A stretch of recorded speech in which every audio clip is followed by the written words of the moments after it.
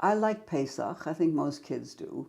And then after the war, we were given we left, the camps were closed and people, so we were in Geneva for not quite a year before setting out for America.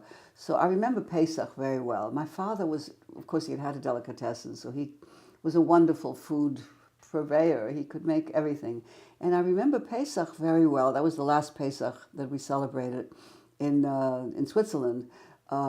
We had little fish swimming around in a tub because, they bought everything live, the idea. And my father could do everything. And we had guests. So we were renting a kitchen and one room from someone.